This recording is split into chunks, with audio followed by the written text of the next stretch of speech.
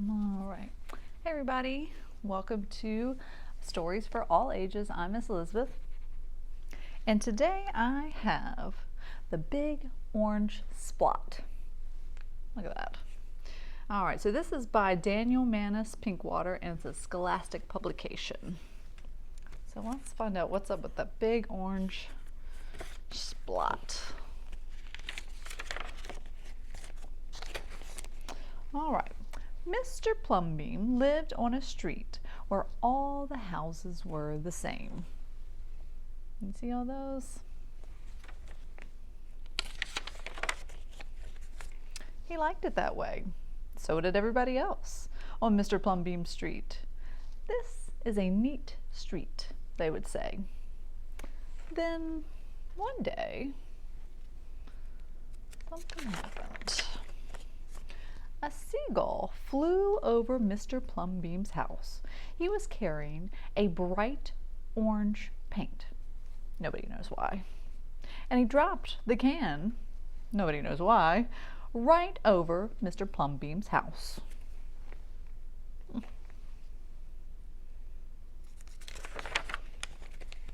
It made a big orange splot on Mr. Plumbeam's house. Oh, too bad, everybody said. Mr. Plumbeam will have to paint his house again. Well, I suppose I will, said Mr. Plumbeam, but he didn't paint his house right away. He looked at that big orange splot for a long time, and then he went about his business. The neighbors got tired of seeing that big orange splot. Someone said, "Mr. Plumbeam, we wish you'd get around to painting your house." "Okay," said Mr. Plumbeam.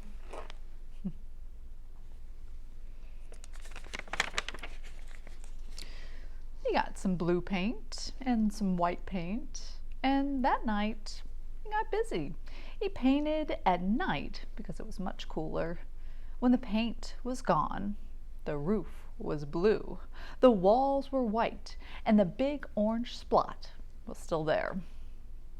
Then he got some more paint. He got red paint, yellow paint, green paint, and purple paint.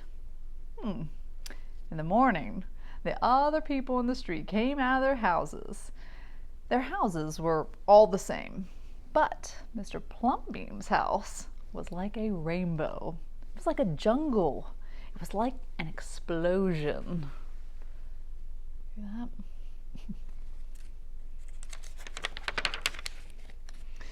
There was the big orange splot, and there were little orange splots. There were stripes, there were pictures of elephants and lions and pretty girls and steam shovels. The people said Plumbeam has popped his cork, flipped his wig, blown his stack, dropped his stopper. They went on muttering. That day, when Mr. Plumbeam bought carpenter's tools, that night he built a tower on top of his roof, and he painted a clock on that tower.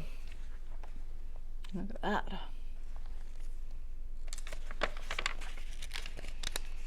The next day, people said, Plumbeam has gushed his mush, lost his marbles, and slipped his hawser.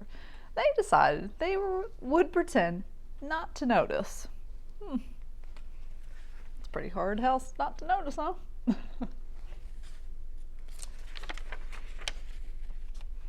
That very night, Mr. Plumbeam got a truck full of green things. He planted palm trees and baobabs, thorn bushes and onions, and in the morning he bought a hammock and an alligator. When the other people came out of their houses, they saw Mr. Plumbeam swinging in his hammock between the two palm trees. They saw an alligator lying in the grass, and Mr. Plumbeam drinking lemonade.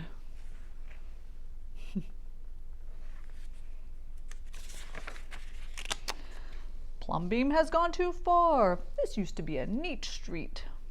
Plumbeam, what have you done to your house? The people shouted. My house is me, and I am it. My house is where I like it to be, and it looks like all of my dreams, Mr. Plumbeam said. The people went away. They asked the man who lived next door to Mr. Plumbeam to go and have a talk with him. Tell him that we liked it here before he changed his house. Tell him that his house has to be the same as ours so we can have a neat street.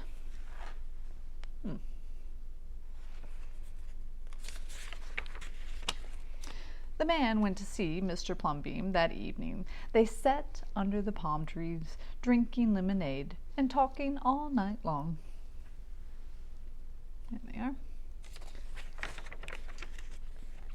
Early the next morning, the man went out to get lumber and rope and nails and paint. And when the people came out of their houses, they saw a red and yellow ship next door to the house of Mr. Plumbeam. Look at that. That's quite a house. "What have you done to your house?" they shouted at the man. "My house is me, and I'm it. My house is where I like to be, and it looks like all of my dreams," said the man, who had always loved ships. "He's just like Plumbeam," the people said. "He has got bees in his bonnet, bats in his belfry, and knots in his noodle." Then one by one they went to see Mr. Plumbeam. Late at night they would sit under the palm trees and drink lemonade and talk about their dreams. And whenever anybody visited Mr. Plumbeam's house, the very next day that person would set about changing his own house to fit his dreams.